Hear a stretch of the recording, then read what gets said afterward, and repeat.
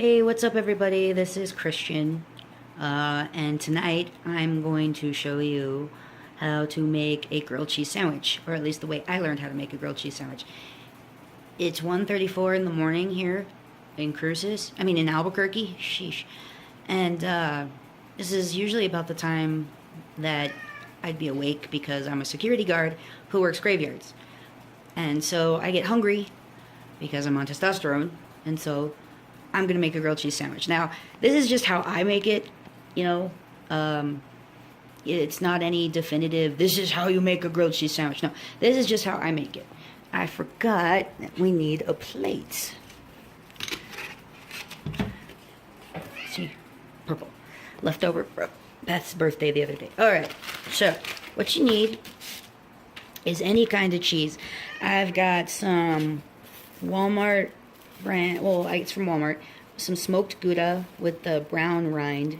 You can do whatever you want, but this just happens to be my favorite.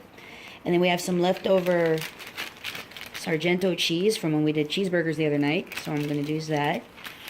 The other thing is, it can be butter, it can be whatever, but since this is gluten-free, which Beth does, we're going to do country crock. And then any kind of bread that you like. We like the Sara Lee, because it's one of the breads that Beth can eat without getting sick. The other tools you're going to need, should have grabbed the spatula. Pardon the clanging sound. So the tools you're going to need to make this sandwich are a knife to cut the cheese, if you have like the Gouda. Whoa! A knife to spread the butter over the outsides of the bread, which I'll show you in a minute, and a spatula, keep things going, and a frying pan. This is has a little bit of the leftovers from today's dinner in it, but that's okay. So first thing you're going to do is you're going to prep your sandwich before you actually put it in the pan. So here we go. I've been making grilled cheese sandwiches this way probably since I first learned to cook for myself. Oh, this is going to be really hard doing this all with one hand. And I joke that they're like one of the easiest things to cook. And they really are.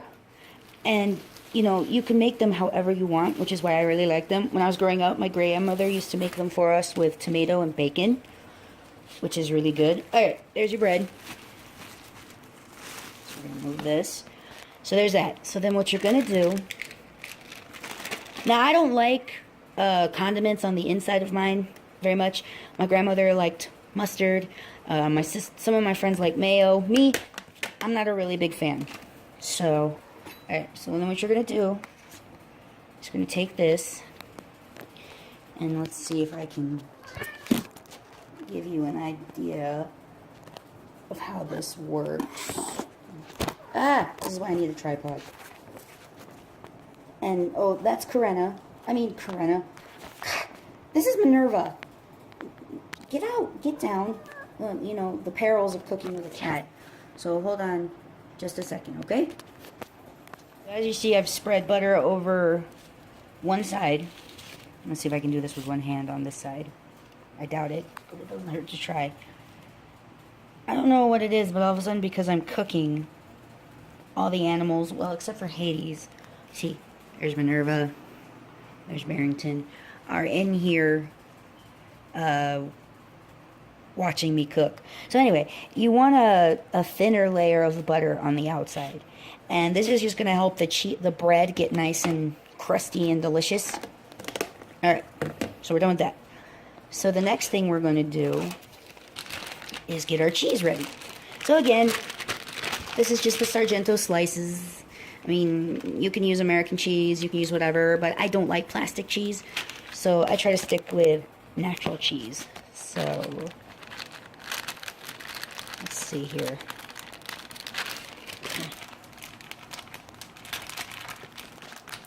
Don't do this at home, kids.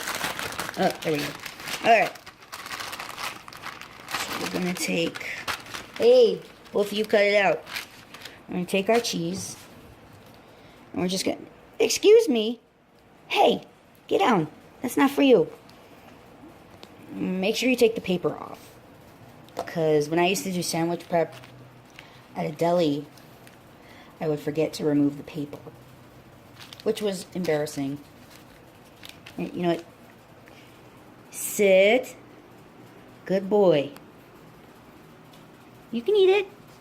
Go on. There we go. Okay. Alright, so got that done. Over here to the trash. Always clean up your workspace while you go, because it can be really frustrating if you don't. And this is coming from the guy who's worked in several kitchens for most of his adult life. And I just realized that I put the cheese on the butter side, so my bad. So you flip it, see? And voila.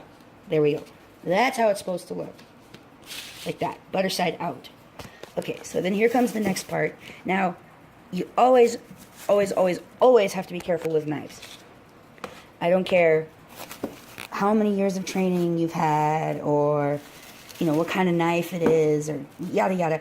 You always be safe. So, hopefully I can still display safety without cutting my hands off. So, there we go. And it's smoked, so it's got that brown rind to it. I don't know if you guys can see, but I think it makes sandwiches, I think it makes the cheese more delicious, in my opinion. So, we're going to do a couple of smoked pieces of the smoked Gouda. There we go. Woo, that's a big piece. Alright, and then you take your bread. Dun, da, da. And there's the sandwich. Ready to be fried. So, I'm going to move this off to the side. Now, this is an electric stove.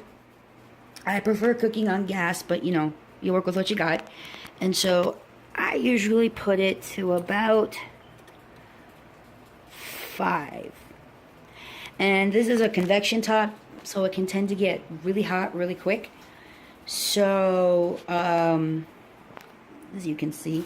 So right now we're just going to wait for the pan to heat up, and then as soon as it's done heating up, I'll show you how to check for temperature and how to cook your sandwich. We are back.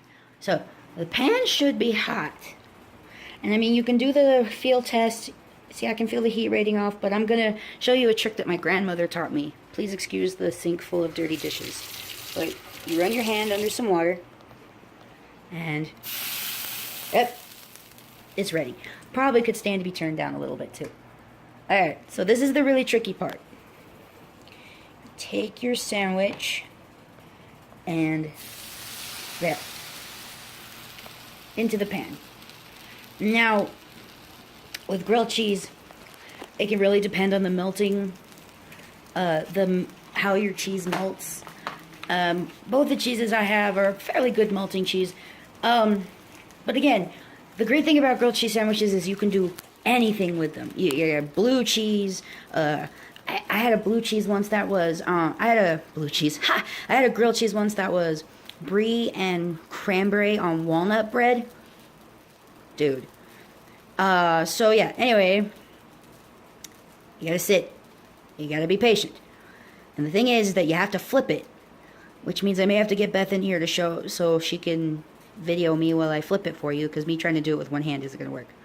So, anyway, we'll see that in a couple minutes. Okay, so instead of holding the camera for me, Beth has offered to come in and flip it for me. So really quick, I don't know if you guys can see it on the camera, but you notice how the bottom edge of the cheese is getting melted? That's when you want to decide to flip it. And you're going to flip it more than once, because you want it to get super melty all the way through. There we go. See that? Okay, bye. Bye, peoples. Anyway, Barrington says he'll help me. Hey, wait, come back. Dog. Well, alright. Anyway, so notice how things have gotten caramelized up here. See that? Nice crunchy bread. Now, what I like to do is I also like to smoosh it a little bit. That first flip is always the hardest flip, because I've had sandwiches that were like absolutely perfect, and then you flip them and they come apart. So That's really annoying. So now you just wait until you get your cheese the consistency that you want it. If you're like me, you like it super melty, ooey gooey. My family kind of likes theirs a little, I guess the word is pardon. But anyway, so in a minute, I'll do a couple more flips and then I'll cut it so you guys can see the delicious cheesy goodness on the inside. Okay, sports fans, so we're back. And there's the sandwich. I'd say it's sat on either side for about 5 minutes maybe. Not even that. Cheese melts really quick. So here we're going to turn it off.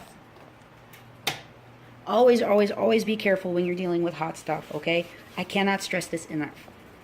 There we go.